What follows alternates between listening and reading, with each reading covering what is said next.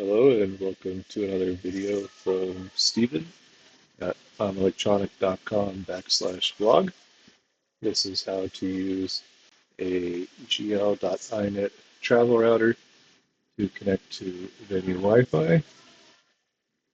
Most of these features are specific to their user interface. You can also do this through OpenWrt or BDWrt on an off-the-shelf router if it supports one of those two firmwares, just with some extra steps. So this is a jumping off point with what I have found to be one of the most easily used user interfaces for a travel router or any router period. Just to look at the thing we're using, there is this right here. The travel router connected to a power bank. This power bank could give it juice for hours on end. And we're going to connect to a coffee shop wireless network that requires you to enter some personal information or log in with email or Facebook, similar to what you would find at a venue, and get the computer connected. So starting off, we got my desktop here. We're using Windows 11. I've already connected to its wireless network. I do have it branded, telling me which device and what network I'm connected to on it. Once you've connected to it, you can also, if it's been reset, follow the user guides. On the bottom of the unit, the network name and password is printed for that initial connection, or you can also be using the Ethernet port and be hardwired to the travel router. You're going to go to your browser and go to the IP address of the router, which is this 192.168.1.1. If you haven't done the initial setup, it's going to prompt you to go through and enter some information, passwords, and all of that. I already have mine saved. I'm going to log in. This is their landing page.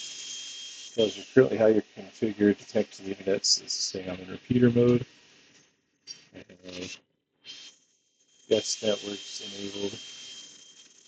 And I have 3 clients connected to this right now. Then we're going to go to connect this travel router to the guest network, which I guess then is a coffee shop. There's a switch network. If you aren't in the switch network interface, you're going to go down and it's going to say repeater as an option right here. And you select the repeater option. Then you have it find your networks. It's going to look around and see these are the networks I've connected to in the past. I'm currently connected to Xfinity Wi-Fi. If you're near Xfinity or an AT&T network,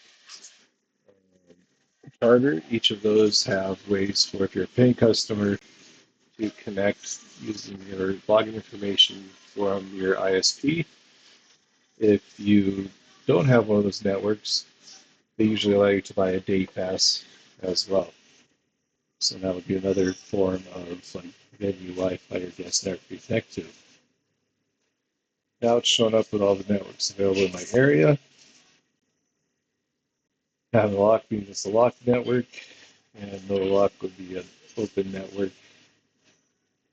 Depending on where you're at, you might need to ask for a password, or you're going to look for and connect to your network. Since I've already connected this before, connect to the Wi-Fi. It's telling me it's connecting. If I'm connected to my network, it's still showing up here. It's connecting through the 5 gigahertz. So it's not 5G like 3G, 4G, 5G. That's 5 gigahertz instead of 2.4 gigahertz. I just got connected, then it's going to need to log in. So it's in a default mode for public hotspots. Go to login. You're going to want to click that, or depending on your setup, it might automatically bring you to a login page. This right here is what's known as a captive portal. So it's working on capturing our traffic until we log into the network. Now, because I have it already connected before, it's recognized my device and logged me in. If not, I'll be presented with a login screen. Now I'm going to force that to happen so we can see what that looks like. Go to repeater options, modify. This is make ourselves a new MAC address. That's media access control. A MAC address is just a string of letters and numbers that help give each individual device that connects to a network a unique address. So give ourselves a new random address. I'll enable login with my hotspots. That's I'm not going to try to log into networks we connected to before. And we're going to apply that. What that's doing now is it's going to kick me off the Wi-Fi, connecting back to it. It's going to be like I've never been here before. Connecting to the network, getting new information, showing a randomized MAC address. Now I'm going to go to the login page. And now it's showing me for their captive portal. I can connect through Facebook, Google's Credit Not Working, or Discord, or provide some information. So I'll go through, fill in my information. You don't have to put legitimate information. It does try to verify as that's what's going on there. And I'm going to accept their terms of service, which generic, don't do bad stuff on our internet. And I want to skip getting advertisements from them. The page is loading. And it's going through and authenticating me to connect. And now I'm connected. Once you are connected, you want to check your speeds. Two fast ways to do this is fast.com. It's powered by Netflix. And this speed coming up now is our download speeds. That's for files coming to the computer from the internet. As a photo with operator, what's more important is the upload speed. If you click show more info, it's going to show our upload speed, our latency, and how it is doing loaded. It's looking good. And a 40 meg upload speed. Anything faster than 3 is going to be great for uploading photos. Anything faster than 10 for uploading videos quickly. If you want to have a more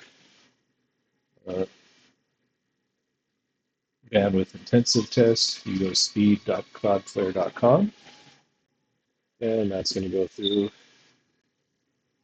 and test our download and our upload, and it goes through and do this multiple runs.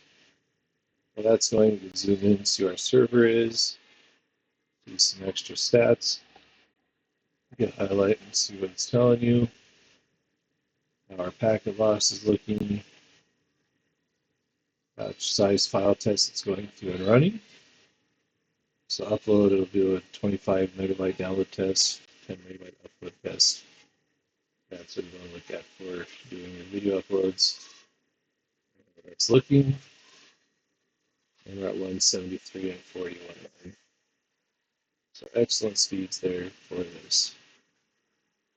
Go back, click on the internet.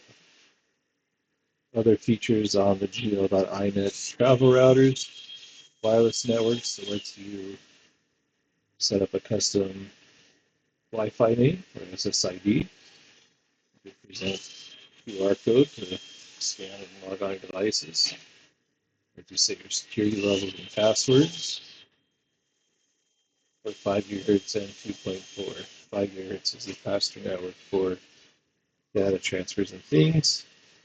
And you can also set up guest Wi-Fi with or without a password on each band, which I have mine on right now. I go to clients and see what's connected right now, which is my laptop and my phone. I go connected right now. Past devices that are connected. The cloud services BitCloud is their remote management utility, so there's an app on my phone. I can check if this is online. If I'm not at an event site where I've gotten this set up before, Astrowarp is their VPN service.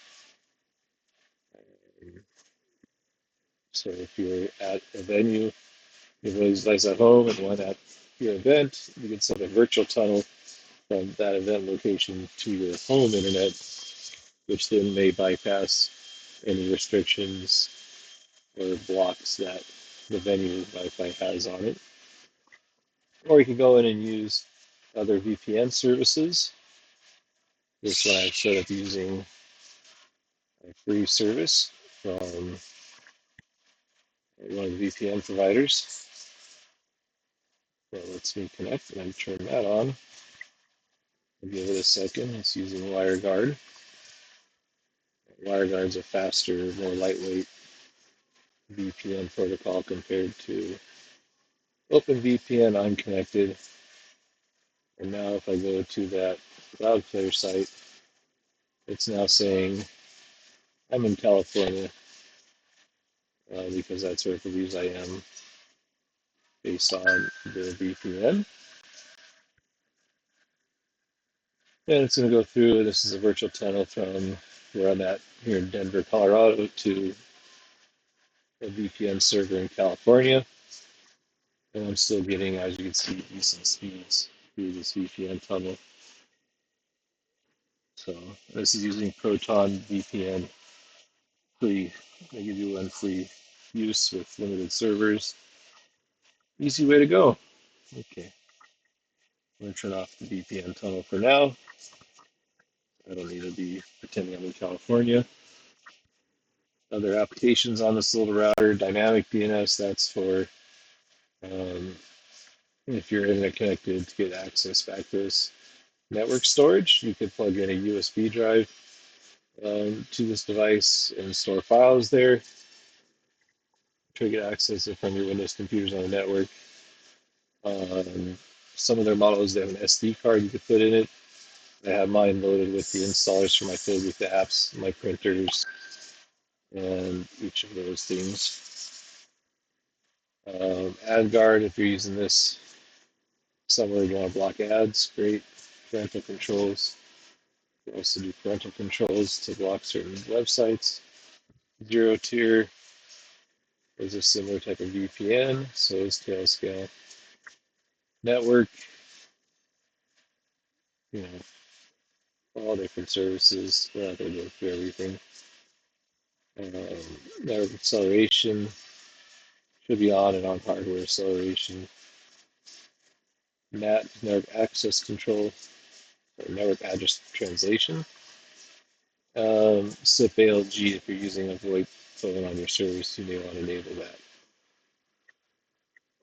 Yeah, I go a system overview, and this tells me really geeky stats about how the system's running and what it's doing.